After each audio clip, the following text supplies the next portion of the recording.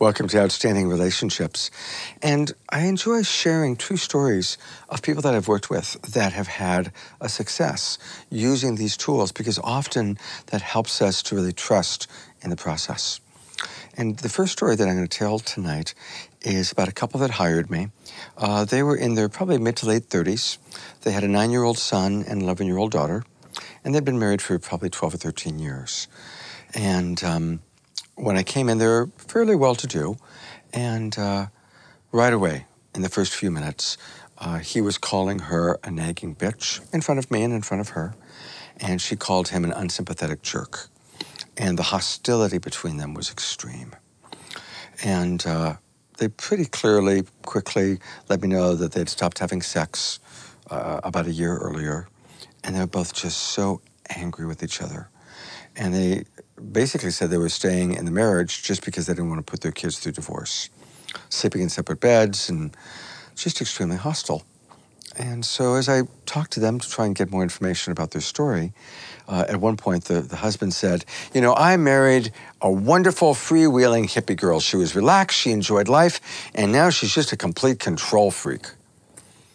And I'm kind of listening, okay, and I said, well, how long has it been like that? He said, well, ever since it happened.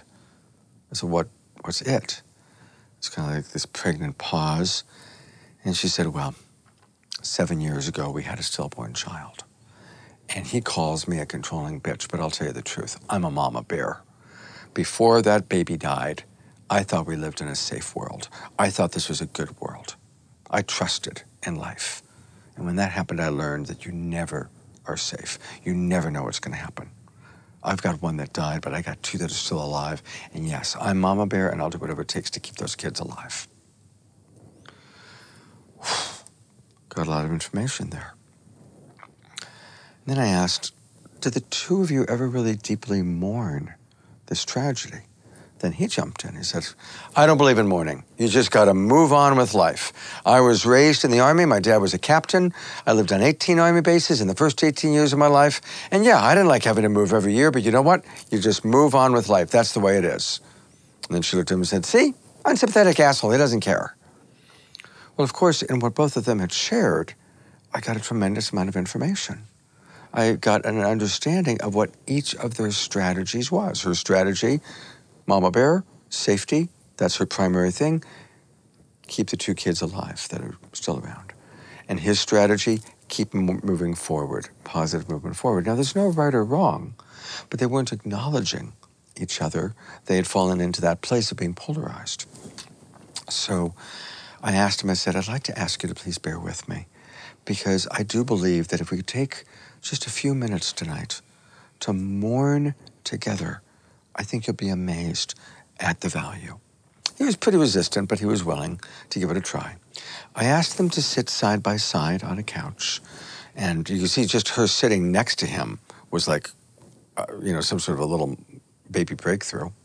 So she sits down, but they're pretty stiff, and I started asking questions just to kind of help them remember the moment. What was it like when you found out you were pregnant with a 3rd child? And she began to reminisce and remember that she was excited and looking forward to growing their family. And I asked them several questions just to kind of drop them back into that time period. Finally, at a certain point, how did you feel going to the hospital, getting ready to give birth? And then what happened?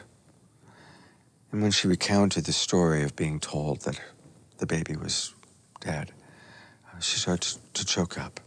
Now, I happen to be very sensitive. I cry easily. So at this point, she choked up, I started to choke up, and she and I started to cry together. He, meanwhile, was still being very stoic. And I asked him, he said, okay, could she just put her head on your shoulder? So he kind of stiffly puts his arm around her. And really, this was the holy moment. She put her head on his shoulder, and because she was beginning to cry, I think his kind of instinct to protect kind of dropped in. And he held her, and she put her head on his shoulder. And you could see that for the first time in a long time, there was a depth of closeness, there was a depth of connection. And I asked a couple more questions, and she and I start crying, and now she's really sobbing. And as she's sobbing into his shoulder, he gets choked up.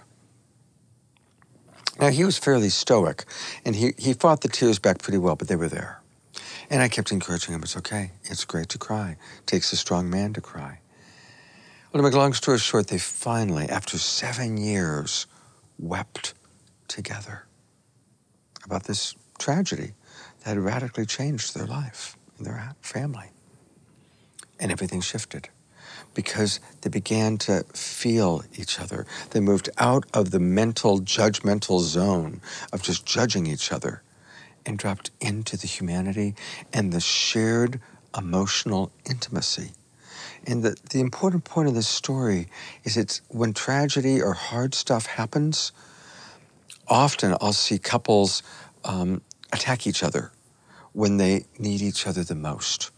And so a wonderful way is to acknowledge our pain, acknowledge the unmet needs, acknowledge, in this case, the tragedy, and to cry together, to weep together, to share the pain together. A couple days later, she called me back to schedule the next appointment. And she thanked me and said that there had been a big shift since my session with them.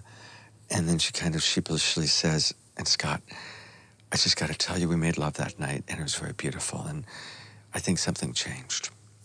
And by the way, as far as I know, I heard from her about 6 months ago. They've been together for at least this all happened about 3 or 4 years ago, and as of 6 months ago, they were doing fine.